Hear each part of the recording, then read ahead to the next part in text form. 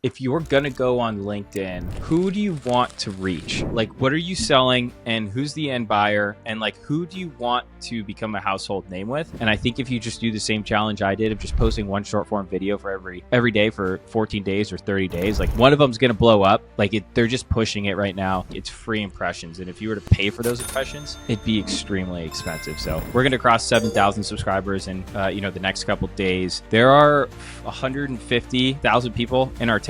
Once we have 10,000 people, we're literally 10% of the total population, which means 1 in 3 people in this town are reading our newsletter. And like, just owning that distribution is like kind of mind blowing. Number 2 is just like, it opens up all these doors and opportunities that like, you don't really have a good reason to talk to these local business owners for, but now that you have distribution, like everyone's more interested in talking to you. How have you gone about staying fresh and like always having something worthwhile to say? What's kind of your process, whether it's like research, brainstorming? It is so hard. If I have to hear one more person make a post about, is cold calling dead? It's like, it's like the worst hook in the world anymore. Cause it's like everybody's used it and nobody cares anymore. That's the hardest part, is like finding unique angles. And I would say you just want things that you yourself would click on. Nic, I'm stoked to be chatting today. Thank you so much for being here.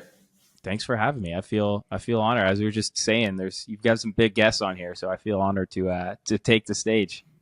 100%. We've had a few conversations, and what I like about using the podcast specifically with people, that I have like a friendly relationship with as well, is, all the conversations we've had in the past, the medium of the podcast just forces us to have a more serious, like you almost always just tend to go into friend territory, like what's going on in your life, but you never end up having like a very intentional intellectual conversation about, newsletters. And anyway, so the podcast creates a unique format, especially with people that you kind of have more of a friendship type relationship with, that I think is really special. So I'm excited for that. Yeah, I like that. That's a good insight. Tell me how you got into the newsletter game originally, right? You're crushing it with local newsletters. You've had the follow-up for a long time. When did you start like considering yourself a newsletter person? Not just like a consumer, but also like on the publishing side. Yeah. So it was back in 2020. I think like probably a lot of people on Twitter, what got me into it was like My First Million, right? So like, I feel like all of us sort of started as like My First Million fanboys, and watching Sam with The Hustle, and then Sean with what was it? Milk Road. And Milk Road. Yeah. So like that got me really into sort of the newsletter game, and then being on Twitter and just finding like, bloggers, and things like that. I started on Substack in 2020, writing all about just like startup ideas and business ideas, called 3 Ideas on Sunday. I still write it. I don't really ever talk about it, but yeah, that was just like a Substack I started in 2020 that got me into newsletters. From there, I was like, okay, what can I do around newsletters? And I actually built a tool called Subshark.io. I didn't build it. I partnered with an engineer I met on Reddit. But we built like basically a referral program for Substack users. So we were just talking about Sparkloop, and essentially Sparkloop's like flagship product, I believe, was a referral program similar to like the famous, how Morning Brew grew like 30% of their list from the referral program.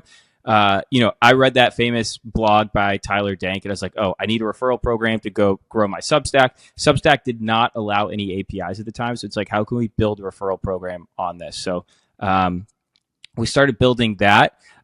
It was a lot of fun. It was a very hard product because, one, we couldn't integrate within Substack. So like there was no opportunity to actually make it like an easy tool to use. We were charging like $10 a month, and that just didn't work. Selling $10 a month to Substackers just did not work. And then the other big thing is like only large users could actually get a benefit from it, right? So if you have 1,000 subscribers, your referral program is probably not going to do anything. But if you have 100,000, then like you're going to get some pretty good results with referral programs. So anyway, we ended up selling that like a year or two into it, and then I'd always just been in the newsletter, I guess, super interested in them until 2023. I was working at Amazon. I knew I was going to leave because of all the RTO stuff. I live in North Carolina. They wanted me to move back to Seattle. I knew there was like a ticking time bomb. I probably had like 9 months left or so. And at the time, I'd been chatting with Billy, who was early at the Milk Road. And we were talking about how there's no real like sales newsletter. And that's sort of where the idea for the follow-up was born. So that's when I I launched a follow-up in 2023, all about B2B sales. And I've been growing that ever since. It's been pretty awesome. We've been able to work with some pretty cool partners like HubSpot, Mixmax, Lemlist, things, different SaaS companies like that. And then, yeah, I've just sort of been in this world. That's led me to selling ads for other large newsletters like the Neuron, as well as starting like a local newsletter, which is just at about 6,500, and building some really cool relationships here locally. So, yeah, that's the start in newsletters. So you're doing your local newsletter in North Carolina? Correct. Yep, here in Wilmington. Very cool. Appreciate the background. There's plenty to dive into there. The follow-up, what was the, so you say kind of sales broadly, like do you have a specific reader in mind? Did you was your goal to, just monetize the thing, use it to sell some other product, use it to sell ads? Like what was kind of the thesis for what it would turn into? Yeah, totally. So the idea there was we wanted to build something that almost felt like a mix of Barstool Sports meets like The Hustle meets B2B sales. A lot of B2B sales, even back in the day, was just like LinkedIn influencers being like, look how great I am. Like here's how you can become a motivated sales rep. It was all just like super, for lack of a better term, like cringe type of content that was like, these aren't real stories. It's all like foo-foo, motivational stuff. And so we wanted to build hey, real sales reps, pack a Zyn, drink a Monster, and they talk like Barstool Sports, right? Like we want to talk like that and tell cool stories and also educating people on, different things that are happening in the B2B sales world and different strategies. So that's sort of how we started it out. We've gone a little bit more in the direction of like sales strategies and learning, like what people can learn about different sales strategies and what other people are doing and things like that, mainly because that's just like what resonates or what people like learning about. Sales reps really like, hey, here's how you can do this in 3 steps. So it's morphed a little bit into that, but we still, like to hold on to more of the, hey, like we're not going to, our tagline is we talk like your sales friend, not your manager, just because we don't want to talk in like the corporate lingo. What's been your approach, both like at launch and presently, towards getting subscribers on that list? Totally. So like most newsletters, we were pretty early on. I mean, not early on. We're actually probably late of doing Facebook ads. So to this day, we still run Facebook ads like every other newsletter. I had run them for a couple other newsletters starting out, so I knew how to use them pretty effectively and get subs for pretty cheap. Like we were mentioning with Sparkloop early on, it's one of those things where it's like, oh, if I could go back and redo some things like from the first year that I launched the follow-up. Number one, Sparkloop used to like approve every subscriber used to send. So we used to be able to get them like completely for free, right? We pay like $1 for a subscriber, get paid like $1 from Sparkloop for sending it to another one. All of these platforms then cut back or basically made the restrictions a lot more so that, the subscriber had to like click on an email or click on a link in the email or open a certain amount in order to get paid for that.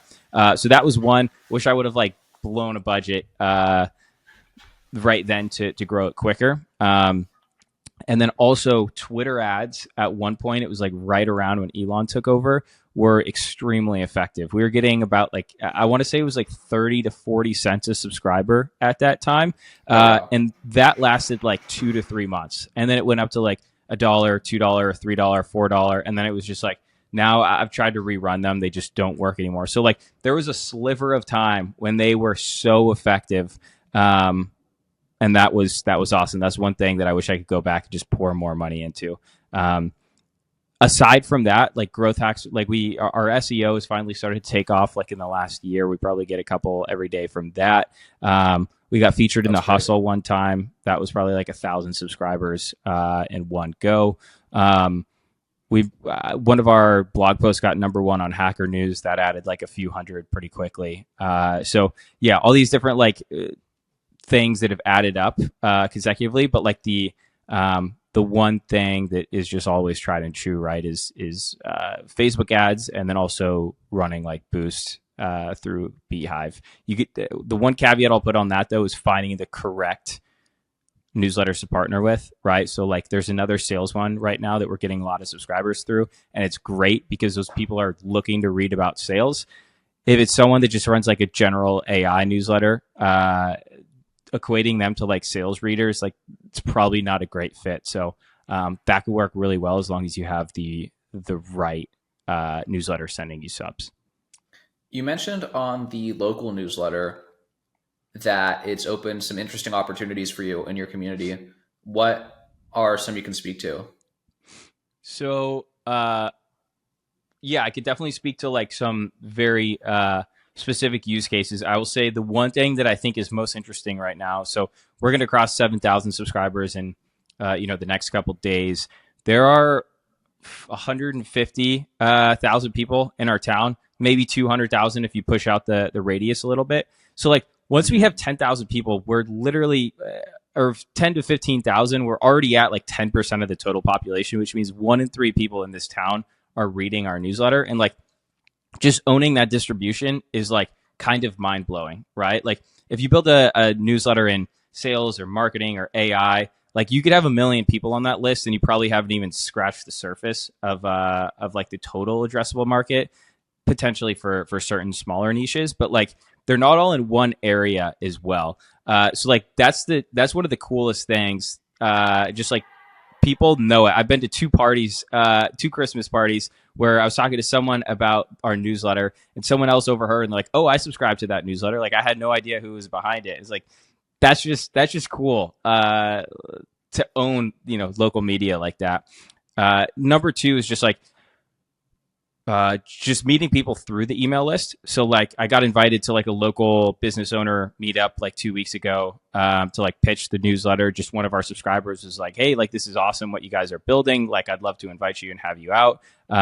The other thing is building the Instagram account.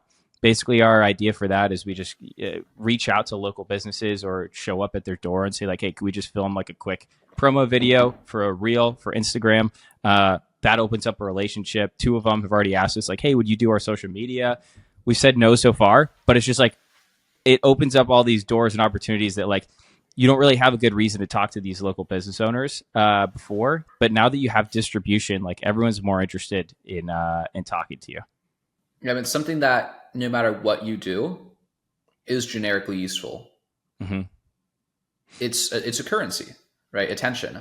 Yeah. And there's ways to kind of accumulate potential energy, like attention's a currency and goodwill, right, is a currency. If you've just provided value to a lot of people, now you've kind of created, you could call it like capital in terms of, I mean, this isn't like me coming up with new concepts here, right? The idea of like political capital is like how many unused favors you've accumulated in like DC, for example. And that's kind of butchering the explanation, but it's not wholly inaccurate either. And whether you're doing this as a business, meaning like B2B, which is a lot of, what I fixate on within our business, because majority of our customers we're starting newsletters for them to nurture their prospects and kind of build that goodwill with them. So then when someone from the company reaches out or someone from the company cold calls them, like, oh, I know you guys, I read your newsletter. You're amazing. Like you've been so helpful, versus a completely different paradigm.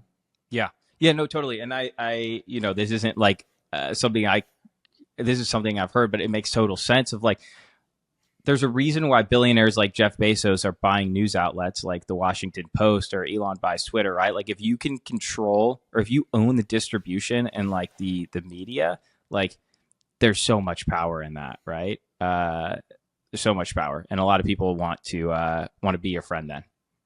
Yeah, even just thinking about the numbers in very real terms. Again, I'm not the first person to make these metaphors, but a useful idea is useful thinking about more than once. I think about on LinkedIn, you see 250, you see 2 likes and you're like, oh, no one saw this, right? Mm-hmm. But 2 likes is probably still like 300 impressions, or 10 likes is like 1,000 impressions. And like, what does that mean? And I think we don't appreciate how we don't get like the signal. And kind of one of my other favorite ones is like books on Amazon. You see this book only has 1,000 reviews. Like 1,000 reviews usually means more than 1 million sales, because like the ratio of people who, or around 1 million, let's say, it's about like a 1 to 1,000 ratio of people who like to book, like just of people who read books, people who like them enough to leave a review. So like Atomic Habits only has about 100,000 reviews on Amazon, even though it's sold well north of 10 million copies. And I think about that with, you mentioned with your newsletter, the ratio of people who replied, right? Or not the ratio. You said you've gotten replies, like people, business owners reading this and replying, hey, come to this event. Like for every one person who liked it enough to reply to say thank you or you come to this event, there's anywhere from like 10 to 50x as many people who are like, we're almost there, who read it, have a positive interaction, and are like thinking, and maybe you send them 10 more useful newsletters, you build the relationship over a year, or they suddenly have an event. It's just who's in market to like respond in some positive way. And that's the exciting kind of long-term value that's very hidden until it's not, of continuing to publish. 100%. It's so funny you just mentioned the LinkedIn thing. Like you probably are in the same exact boat where you'll get a post and it has like, 10 likes and you're like, that was a huge flop. Or you post a whole lot, right? And it's like, I don't get that much engagement or that many likes.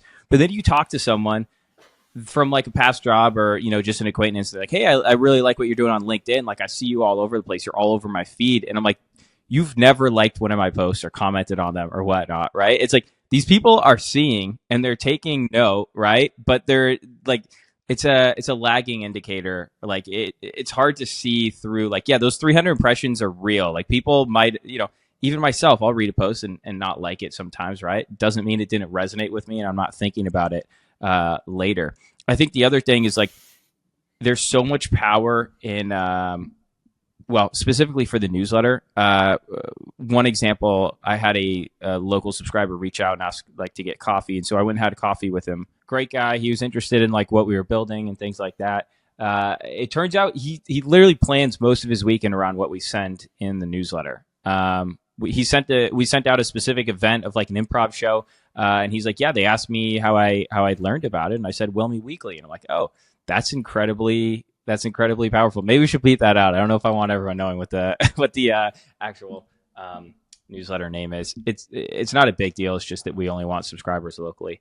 But the other thing is, and then he told me about another event. He's like, yeah, you guys had the wrong, it was actually an event we were throwing. My partner it was like a local entrepreneurship meetup. And he's like, yeah, you guys had the wrong address on the actual invite in the newsletter. There was like 10 or 20 people that showed up at the wrong address, which means like all of those people were sent from the newsletter specifically, which is pretty insane that like you have the power to like, send people to specific events. I think Sam Parr said this a long time ago. Like you can really tell how powerful a newsletter is if like you can send all of those subscribers to an event, or you could put on an event that people would actually show up for, like in real life.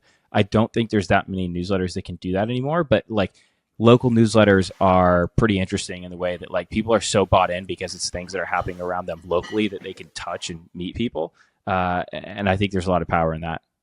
I think that's especially true. And I don't want to say anything negative about other places, but New York as the extreme example, or as the extreme non-example, there's a lot going on. You live in New York, there's no like shortage of things to do all the time. But in places that are more suburban atmospheres, or like less densely populated cities, like even Phoenix, it's a huge city, but I'm always, and I know a lot of people and I've been here a long time and I'm subscribed and I'm close with like, I host events. So I know all the other people who host events, and still majority of the time I'm like, don't have that packed of a calendar. And so I like read several publications around hosting events, and that's a whole nother asymmetry that we could talk about, is just like how powerful hosting events are in terms of like the ROI that you get as the host and the value that you generate for your attendees. But it's interesting to hear those observations from you firsthand. So those have been some really cool stories from the stories, outcomes, kind of beneficial ROI from the, let's say ROI, right? It's not ROI always in the financial sense, right? There's real lifestyle impacts and career impacts. If you think very long-term, like what are the future opportunities that these types of things will create for you from the local newsletter? I'm curious if you have similar kind of cool serendipitous opportunities from the follow-up, and or if none come to mind, maybe some reader submissions where people have like shared like, oh, I learned this and I tried this and I got better at sales, or like this particular issue was helpful in some way? Like people have like written to you and basically said like, I learned something really impactful. Curious if anything kind of comes to mind along either direction.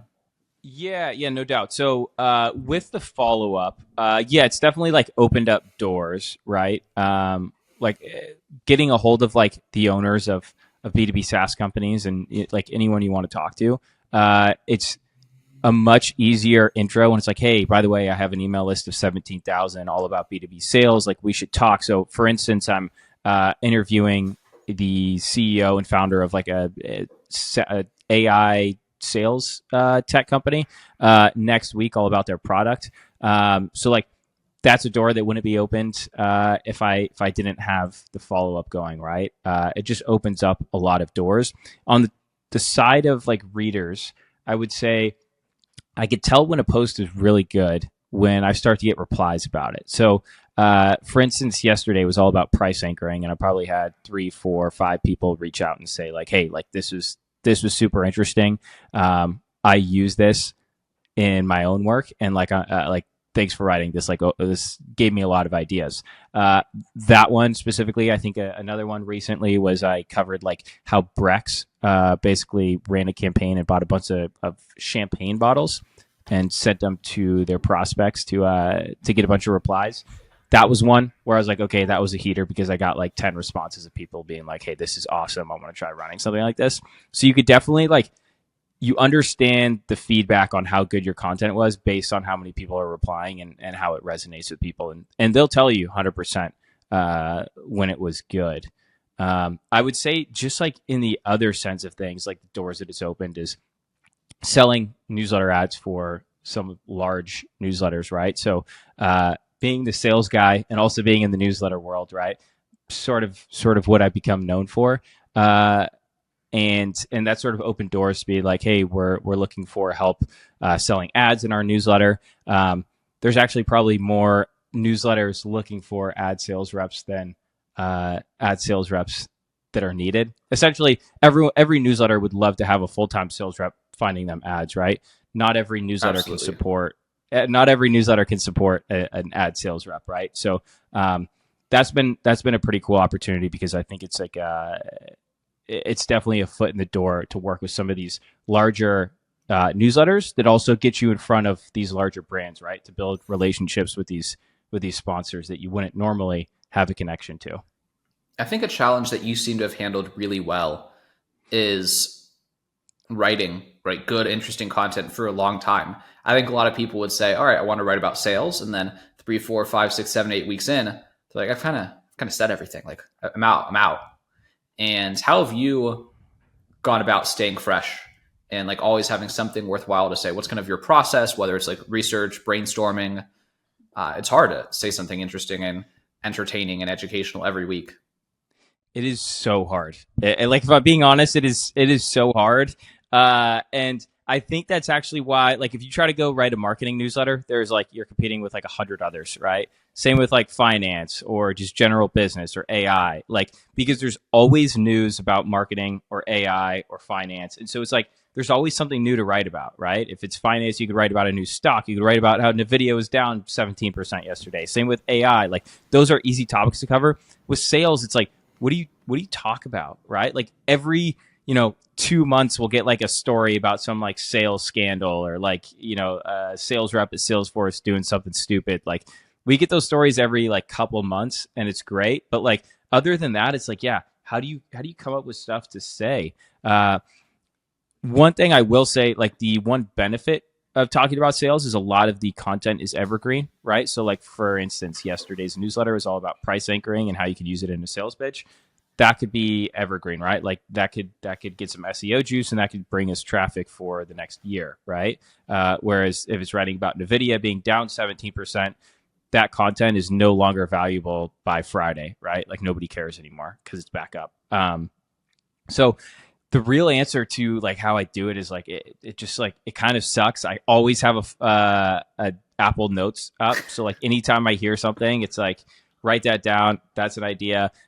You can also dive deeper on a lot of topics, right? So for instance, if I want to talk about like the perfect sales pitch, I could say like it has you have like an upfront contract, and then you dive into what they're doing now, and then you dive into you use price anchoring. Now that's like the perfect sales pitch, right? And that's a post on its own. But then you could do a whole entire post on what an upfront contract is and how to use it effectively. You could do a whole post on anchoring.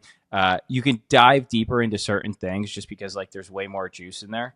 But yeah, finding stuff that's like the hardest part is finding things that's not like, hey, here's how to write a cold email. Here's how to use AI in sales. Here's how to, be better at cold calling. Like all of this stuff is just like, if I have to hear one more person make a post about is cold calling dead, it's like, it's like the worst hook in the world anymore. Cause it's like everybody's used it and nobody cares anymore. That's the hardest part, is like finding unique angles. And I would say you just want things that you yourself would click on. Right. So, one way is I'll just go on YouTube and try to like get deep down the rabbit hole. So like if you search sales strategies, you're going to get the Andy Elliott's and the Alex Hormozzi's. You're going to get their top videos on sales. Click into one of those, click into someone else, and find like someone that nobody's ever heard of, and then the headline there, right? Like what are they specifically talking about? Is that like a headline that nobody else is talking about? And not like taking what they say, but like finding titles and topics and headlines from other people that aren't as well known, or like they're very niche or specific about things. Yeah, I think in addition to that, I think a lot about Andy Elliott, Alex Hormozzi, and they're writing or speaking to, like Hormozzi more often than not is speaking to business owners that are doing sales for themselves, right? And Andy Elliott is oftentimes speaking to like the kind of face-to-face, hand-to-hand combat, home services, pest control, lawn care, solar, automobiles. And this isn't somewhere I disagree with you on. I'm saying it's an additional strategy for good ideas, is they make those videos really about, Andy Elliott, like I said, in person, closing deals, very like business to consumer. And then Alex Hormozzi, like, as the business owner, here's how you should think about this. I don't hear, and I'm not saying your newsletter is all enterprise, but I think to some extent you definitely play a bit more of like the corporate angle. And it's like just by presenting that content, but rewritten, reorganized, rethought to apply to the nuances of, okay, this is good advice and that's a good script, but like you're not going to do the whole, you're not like in someone's house where you're going to say like, a lot of like Andy Elliott stuff. I've been to some of his events in Arizona, actually. He'll do things where it's like, he does an example of like selling like a water treatment, and then, kind of like gestures to like point to the imaginary children in the room. And it's like, you really want Johnny drinking, murky water. Is Johnny going to grow up to be healthy? And like, that's not really going to, I don't really know how you do that when you're selling Salesforce, like what the equivalent of like the children guilt trip is. So repurposing some of their ideas and taking inspiration from it, but for the fact that you speak to a niche that they don't speak to, and being the best at, closing techniques, but specifically applied to the segment that your readers are uniquely in. Yeah, 1000%. I mean, it kind of reminds me of just like taking the same offer and like giving it to a different market, right? Like, I guess like a little bit of maybe what you do as well, right? Like, sure, you could go be a ghostwriter for, another Twitter business owner that wants to get big, right? And not saying you do ghostwriting, right? But like, if you just like went to orthodontic offices, or if you went to like, doctors or dentists and like applied like the same offer and like a little bit of different packaging, like something like that, you could use the same basis of like the actual offer, or like how, the actual operations of things work, but just like applying it to a different market, like you mentioned, I think is like something that's super interesting. And you're 100% right.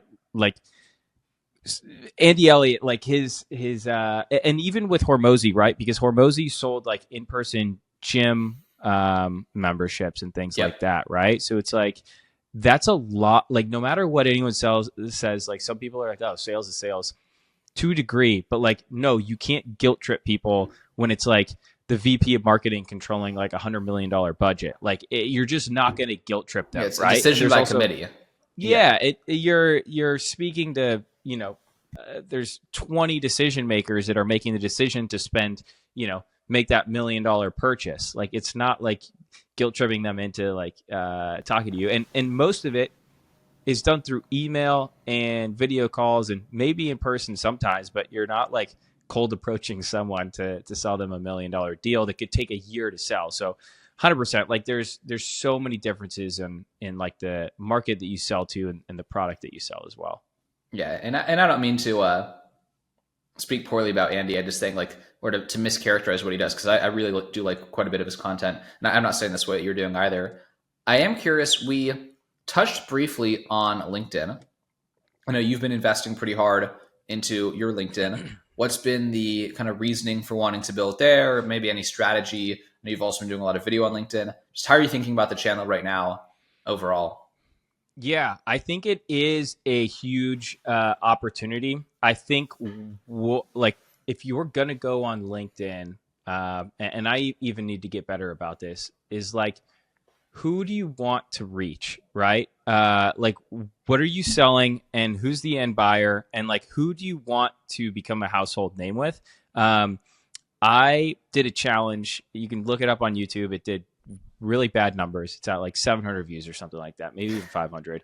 But I basically said like, hey, I'm going to post a short video because LinkedIn is pushing short form video hard right now. Basically like the short form revolution of just reels and TikTok and everything. LinkedIn is pushing it very hard right now. So I posted one video every day for 14 days, and I'm like, I want to go viral. Basically, I want to get like 1 million impressions in 2 weeks. And I think it was like my 6th or 7th video. Don't quote me on that, but that one just went viral. It got like 1 million hits itself. Now, it was all about using AI tools, and I think using AI tools are awesome. But what happened after that video went viral is all of these like agency owners or like engineers or like AI influencer people, those are all the people that it attracted and started adding me, right? Where it was like, okay, is that who I want to be connected with? Maybe. But like I wasn't really clear on exactly what I wanted to get out of it, right? And who I was trying to speak to. So like the video that I did was just using Pika Labs and how you could like make yourself explode and do all these cool things with AI. But it probably attracted like a crowd that wasn't necessarily someone that I can get long-term value from. So it's a huge opportunity right now. And I think if you just do the same challenge I did of just posting one short form video for every day for 14 days or 30 days, like one of them is going to blow up. Like they're just pushing it right now. And yeah, in that regard, like it's free impressions. And if you were to pay the same amount for those, or if you were to pay for those impressions, it'd be extremely expensive. So I think it's a massive opportunity. So are you still investing in LinkedIn, or you kind of like are just pausing based on what you learned and doubling down on just I don't know, maybe just living in the media buyer life cycle? It's different than the sales bro lifestyle, but not too dissimilar. Nicotine, locking in, White Monster, buying ads for Facebook for the newsletters. Like where's kind of the majority of your focus? Yeah, I probably need to figure out what my focus on LinkedIn is. I don't really know right now. I've kind of taken a step back from it because I think it can be a distraction unless like you have a clear outcome. I also think that like you need to look on it a long-term basis because most people are like, I posted every day for 30 days and I still get like 10 likes on every post. Like that's just going to happen. You have to invest a lot of time, and you kind of have to become obsessed with it to get really good at LinkedIn and build something big there. So I'm just sort of trying to figure out what my focus is going to be for this next year. 100%, and basically picking the best channel for that as well. Because I think you can simultaneously grow on LinkedIn and Twitter, but I think they have two very different audiences. So depending on who you want to reach or build relationships with, I think that's huge. And I think it's probably underrated for building just relationships, right? Like even if you're not looking for clients, like getting to know other people in the industry, and especially when people see you. Like when you jump on a call and someone has like come across you on LinkedIn or somewhere else, or meet up with someone for coffee and they've seen you online, it's just like a whole different relationship that I think is pretty cool. Yeah, the frame is completely different. Mm-hmm. We didn't touch on sponsorships much, so maybe we'll briefly do that before we kind of wrap things up here in a bit. What is the argument kind of for or against? Like you're a business owner, and business owner comes to you and says, should I buy newsletter ads? Mm-hmm. What do you tell them? Or what questions do you ask them? Yeah. I mean, the worst answer, right, is just like, oh, well, it depends. Yeah, of course it depends, right? It's like, what are those Heaters, qualifying questions, right? yeah. So yeah, this is an interesting question. So, um, newsletter ads can obviously work. Now, they are not going to be as like direct responsey as everyone wants, right? So you're not going to have a $10 SaaS, put $1,000 into a newsletter ad, and I'll like just come out with 100 customers, like cold sell them on your SaaS the first time they ever click on it. It's just not going to happen. So like it totally depends on what you sell, and I would say the more that you can use it for brand marketing, selling brand marketing is awesome, right? Because then it's like, okay, the pure intention here is just get more eyeballs on your brand and what you guys do, right?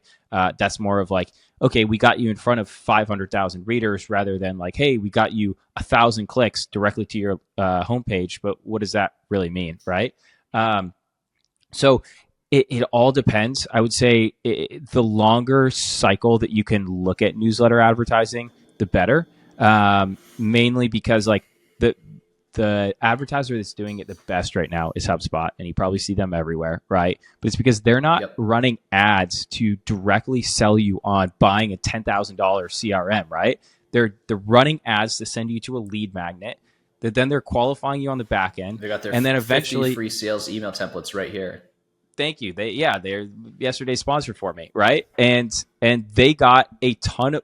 They probably got 2x clicks as any other sponsor, maybe even 3 times the amount of clicks as like any other sponsor does, because they're trying to provide value, right? Which then they're getting a lead that's then going to get put in their marketing funnel. It's probably going to get shared with their sales team, right? And it's like a longer play, but like that. First off, you build brand equity like that, and people understand HubSpot. Like you're in their, they're in your inbox now. They know what it is when they reach out to you. But it's a longer play, right? Like if you're a 2-person startup, you don't really have the marketing budget to be like, hey, let's collect 250 leads that we're going to nurture for the next 6 months, and eventually those could lead into like $10,000 clients. So that's one part of it. I would say when you compare it to, a lot of people want to say like, hey, can I just buy one newsletter ad for $5,000, and depending on how that works, then I'll be your biggest spender, then I'll buy a bunch more. And I'll be your best 99%, friend. yeah, 99% of the time, sorry, it's just not going to work, because number one, when have you ever seen one ad in a newsletter, clicked on it, and been like, yeah, I'm going to buy something right now? Like that just doesn't work. It doesn't work on newsletters, and it doesn't work on Facebook either, right?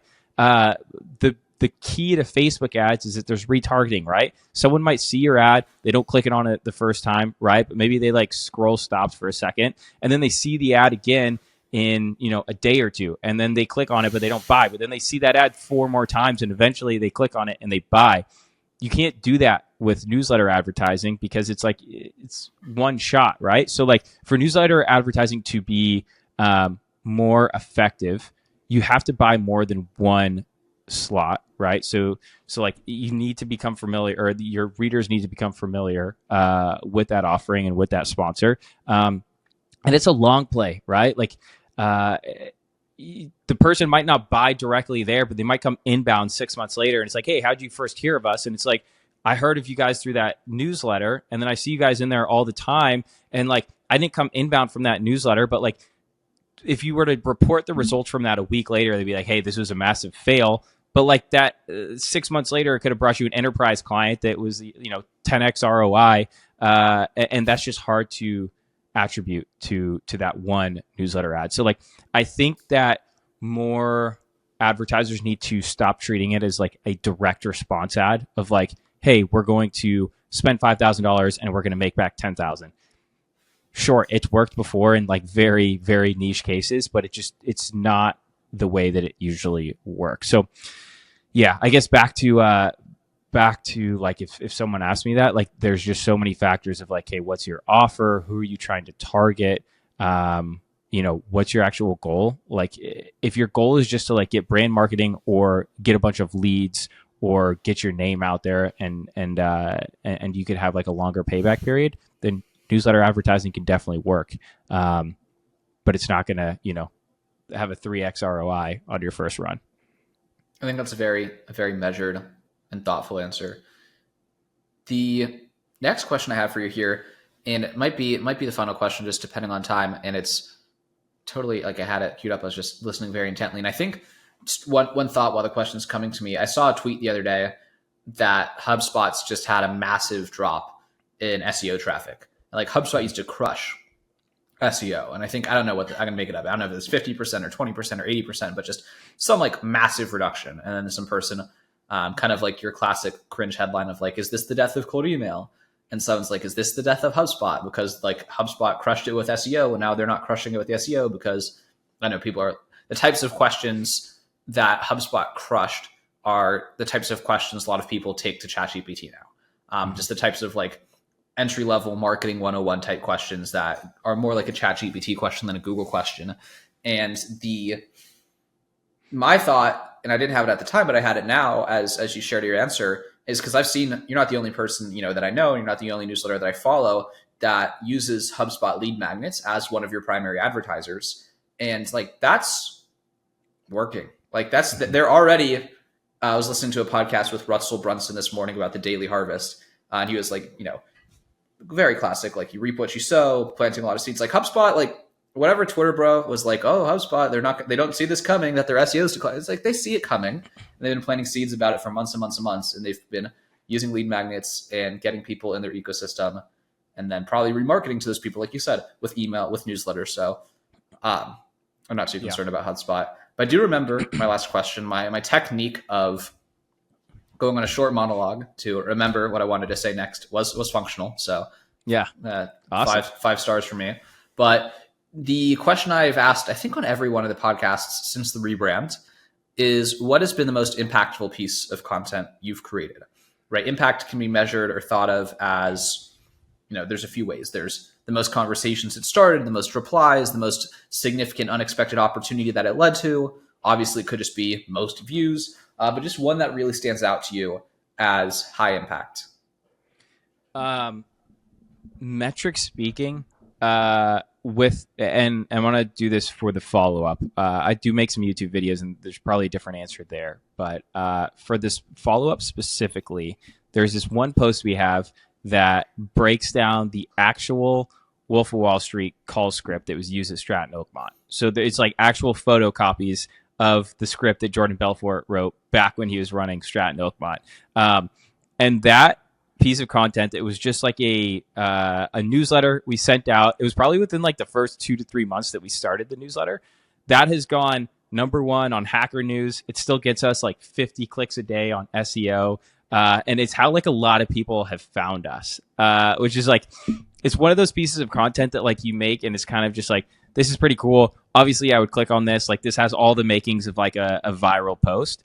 And it's just continued to compound and like give us fruits for, one newsletter that we had. So like, that's the one that comes to mind. And I think it's just because like, it's just so interesting, right? Like there's the Hollywood aspect of it. There's so much interest around like the Wolf of Wall Street, and that like changed the way that people think about like sales. And I don't know, that was like the golden standard for like, F boys, like, sales bros, like finding that movie and be like, I want to be like that, even though, probably shouldn't. But there's just so much like mystery around that whole thing and like what actually happened. And then actually mixing it with like some educational of like, this is why this script worked. This is why you probably wouldn't want to use it today. Like, and like they literally like what the lines that they used in the movie, he was actually using, in the cold call script. And it's like probably a little cringe to use today. But that post crushed. And I think it's one of those ones where you're like, yeah, I'm not surprised that one crushed, right? Like I would click on that every day. No, it's like textbook perfect, right? In retrospect, it's one that's like, if only I could think of ideas that good every day, would be seriously moving some numbers. But I love that. It's a great answer. I think a lot about, there's this one guy on LinkedIn. He wears like kind of outrageous clothes. I forget his name, and he's just like, he goes on like a pull-up bar and makes cold calls, or like does like plays Jenga and makes cold calls. Okay. And like I think about like it's pretty funny. So he's just like live streaming himself making cold calls. And is using all the kind of classic lines of today, which are like, would it completely ruin your day? Did I catch you at a bad time? Yeah. And so I think that's, I think that's just another kind of modern trend, is just how quickly cycles accelerate. Like, just because information dissipates, propagates, let's say, so quickly, it just like reaches everybody.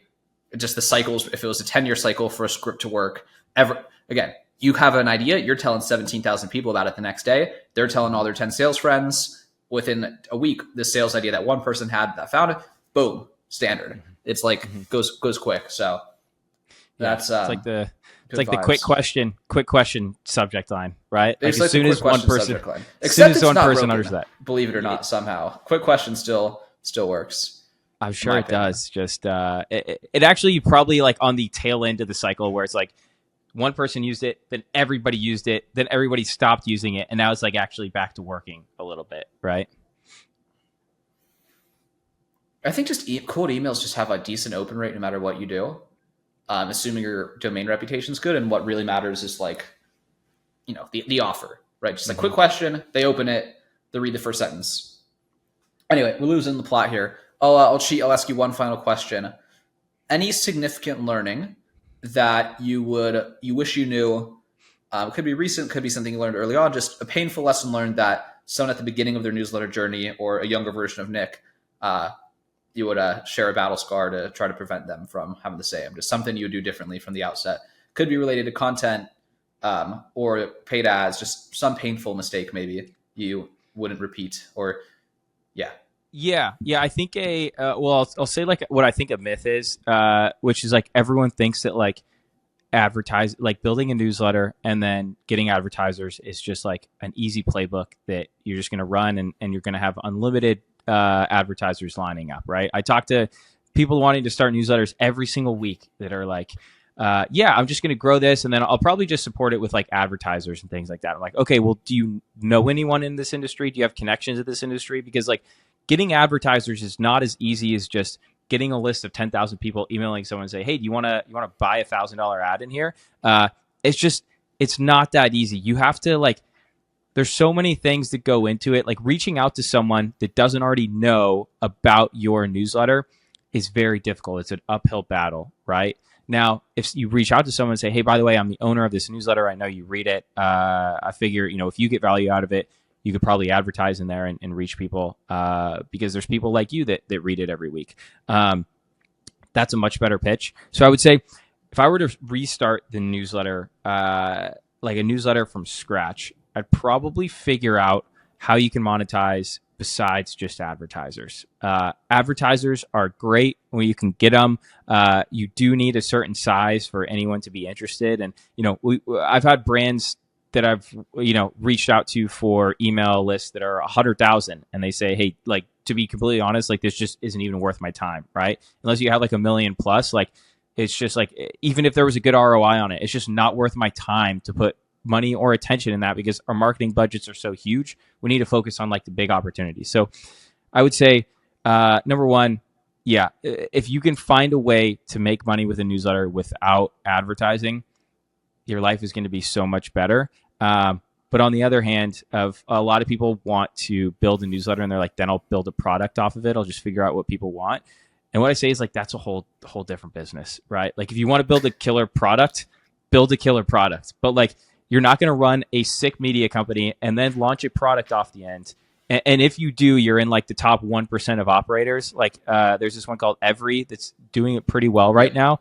Who knows how that ends out? But like, I would put them in like the top, 1% of operators of like building that. That is very, very hard to do. And the average guy that's just starting a newsletter now is probably not going to be able to pull that off. So if you have a product, sorry, one last thing. The other thing is I talk to a lot of people. This is why you're here, man. Yeah, I talked to a lot of people. One yesterday, I've had friends that are like, hey, I run this service. I run this this product. I'm thinking about starting a newsletter, basically as like a way to market it. And I want to grow this newsletter into its own media channel so I can get other advertisers on it. And then I'll just have, the opportunity to advertise in it. What I say is, again, you're starting two different companies then, right? If you want to run a media business, then run a media business. If you want to run your service business, then like run your service business. Yes, you can have a newsletter about your service, and I think that works really well. But if you think you're going to build a, 500,000 subscriber list of like in this niche, and like nobody's going to know you're the one behind it, and like it's going to be super valuable, and you're going to run this other company at the same time, good luck. I don't think most people could do it. Maybe they can, but I think it's a bad plan. I think you should stick to what you know. If you really want to try out like newsletter advertising, go find a newsletter, make a deal with them that's in your niche, and you'll probably save yourself, first off, a lot of time, a lot of headache, and probably a lot of money in trying to grow your own newsletter that way. Yeah, no, I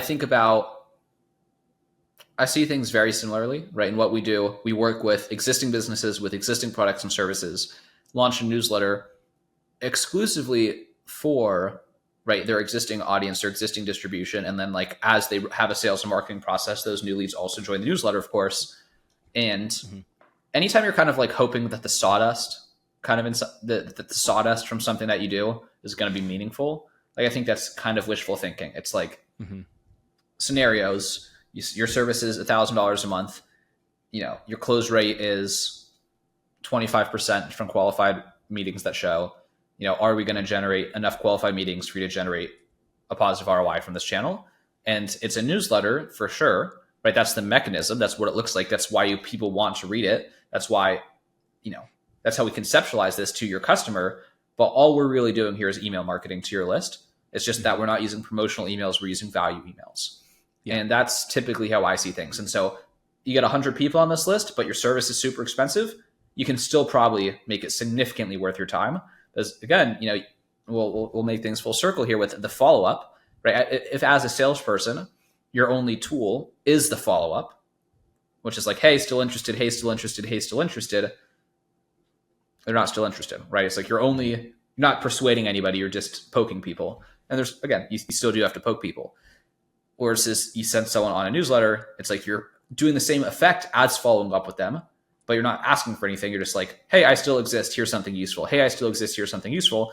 And you're not like giving them the impression of like you're desperate for a customer, because like, why would they follow up with me this aggressively? Giving some like bad vibes. It's just like, oh, I'm like reading their newsletter, and I'll use the same word again, better vibes. So yeah. Anything to add there, Nick? No, I was just gonna say I've seen it. I've seen my friend launch a newsletter basically about his SaaS, right? And every time that he sends it out, he gets 2 to 3 meetings, right? Because they're interested in it, right? It speaks directly to them. They somehow came in as a lead on the back end. On the other hand, I've worked with businesses that have 100,000 people on their email list, right? And they all were like past leads, right? And they try to turn for your reference, right? Like that sawdust into something. They're like, oh, I have a whole email newsletter with 100,000 people, but their open rate is like 15%. Their click-through rate is like 0.1, and they want to sell advertisers on it. And I'm like, guys, it just doesn't work. And I don't feel, I don't feel good about selling ads on this, right? Like I just know they're not going to perform. Like it's a whole different business to try to start like a media company, as opposed to like every business is a media company, but it's a whole different thing to try to like start a newsletter to sell ads for, in addition to your own service, right? Like I think you need to, if you're going to launch a newsletter and it's going to be based off your service or your product, you should be the only advertiser in it. It should always come back to you, not like try to build a whole other media business with advertisers. Absolutely. Well, the follow-up, remind me, I mean, I think like you mentioned SEO a few times. I'm sure if people look up the follow-up sales newsletter, they look up Nic Conley, they find that you're active on LinkedIn, you're active on Twitter, active on YouTube. Any other places for people to learn more from you, read your newsletters? Yes, sir. It's you want to share? Yeah, jointhefollowup.com. Hopefully get thefollowup.com soon. But yeah, jointhefollowup.com, and then Nic Conley on all socials. But yeah, man, I appreciate you having me. Amazing. Thank you so much, Nick.